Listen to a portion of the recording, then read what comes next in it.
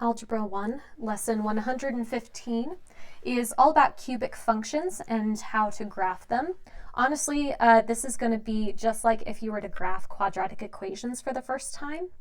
And they're going to look a little bit different than what we've seen as far as quadratics and for our different, in even our linear functions. So cubic function is a polynomial with the greatest power being 3.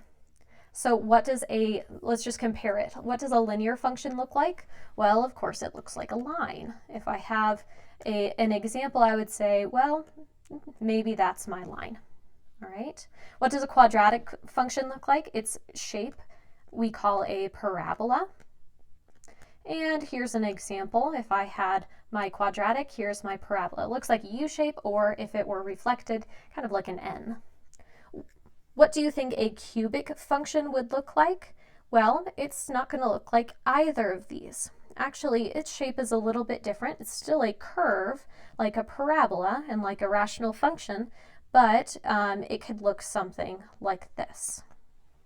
So let's actually graph what a cubic function will look like. And similar to our lines and our parabolas, we have a parent function for a cubic. So our lines, our parent function was y equals x. Quadratics is y equals x squared, and now our parent function is y equals x cubed. So let's first off let's graph y equals x to the third. Well, if I plug in a -2 there, it's going to say -2 to the third power. Well, -2 times -2 times -2 is -8. If I replace that with a -1 cubed, it'll be still -1. 0 is still going to be 0. 1 is going to be now a +1, and 2 is going to be a +8. So when I graph this, it's going to look something like this. -2 down 8. And here we go. So our parent function has a little curve like that. Now, as we start to do more things with it, like reflect it, translate it, and dilate it, it's going to change shape a little bit. So to compare it, let's do y equals -x cubed. So let me change colors here. And I'll do what you can consider like our reflected graph in blue. And yes, that negative, just like we do with quadratics and linear functions, a negative is going to reflect it. So I'm going to plug in y equals -2 cubed. Well, I would get y equals -8, so that gives me a +8. A -1 in there is going to give me a +1. 0 is still going to be 0. 1 is now going to be a -1, and 2 is going to be a -8. And you can check all of those for yourself. I would encourage you to do that. And you can also graph this and see what it looks like. So we have a little bit of a difference here. And you can see that everything has been reflected. Depending on how you look at it, you can make an argument that it's been reflected over the y-axis or the x-axis here. But we have this reflection for this cubic function. All right, let's try another one. How about if I had y equals x cubed -1? So it says solve this equation 0 equals x cubed -1 by graphing. And we do that by graphing this regular function. Find the x-intercepts because that is a solution, a root. So let's plug in what we had before, like -2, -1, 0, 1, and 2. So when I plug it in, it's going to say y equals x cubed, so -2 cubed -1. Well, that's going to be -8 minus 1, so we get -9. Let's do it again. Y equals -1 to the third minus 1. That's y equals -1 minus 1 is -2. 0 plugged in there is going to be 0 minus 1, so -1. 1 in there is going to be just 1 cubed minus 1, which is going to be 0. And then 2 cubed minus 1 is 8 minus 1, so 7. So think about what's different here from the original parent function to this one, and how how it's going to look. Make a decision in your mind what you think it's going to look like first and see if you're right. Think about that transformation that has happened. And here I have now these points.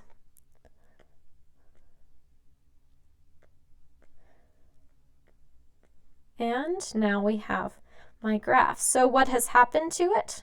Well, it has been translated down 1 unit. Very similar shape to that parent function, but translated down 1 unit. So what is our solution? We need to find the x-intercepts. And our x-intercept is right here at 1, 0. So a solution is 1. All right, let's do it again with this one. Looks a little bit different though, because it starts as 2 equals negative 2x cubed minus 7. Well, we need to actually solve this by having one side equal 0. So I'm going to subtract 2 from each side, and we end up getting 0 equals negative 2x cubed minus 7. Now, I'm not necessarily going to be able to show you all of this on this small graph, so I'm going to switch to another graphing tool, but I would encourage you to practice graphing this by hand by plugging in some x values. Maybe our negative 2, negative 1, 0, 1, and 2, maybe those won't work as well, so maybe try and pick some other ones once you realize what that negative does, what the 2 does, and what the negative 7 does as far as transformations. Hint, this is just like if we were having a linear graph or a quadratic graph as far as what's going to happen. But I'm going to use an online tool in order to graph this, just for sake of time in this video. So negative 2x to the third, oops. Let me try that again. Negative 2x to the third, there we go, and then minus 7. So I can barely even see it on this tool here, but now we see the shape of the graph. It's been reflected because we see that it's actually decreasing basically all the way through here rather than increasing throughout.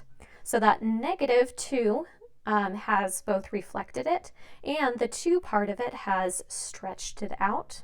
And then the minus 7, we see here that my y-intercept is minus 7. So it's been translated down 7 units. So what's our solution though? Well, that's where we cross the x-axis because we want y equals 0. Well, where we cross that y-axis, I can see right here, is about negative 1.5. And on your graph, hopefully you were able to estimate where does it cross the x-axis. Crosses at about negative 1.5. Okay, so now we can also do our solutions by graphing.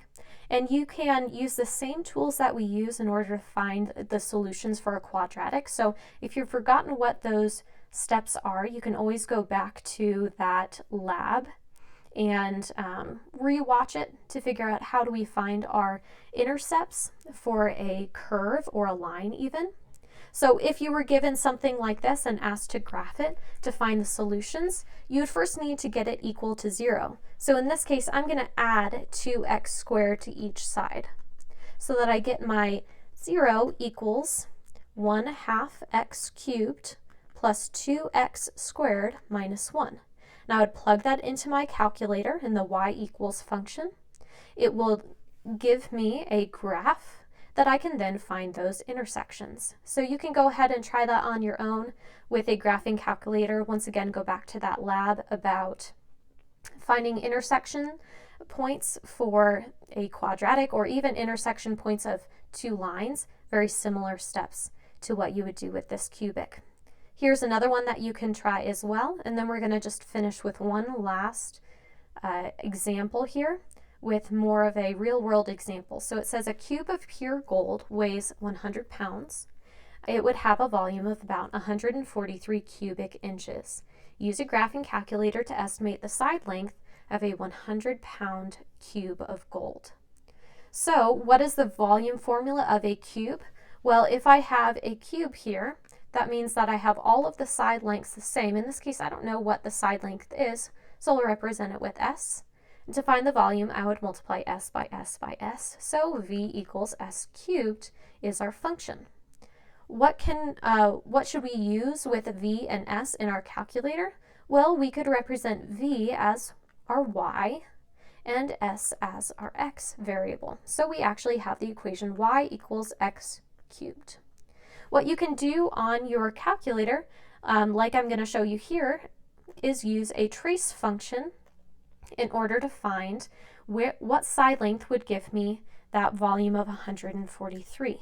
So I'm going to put in my function just like you would in your calculator.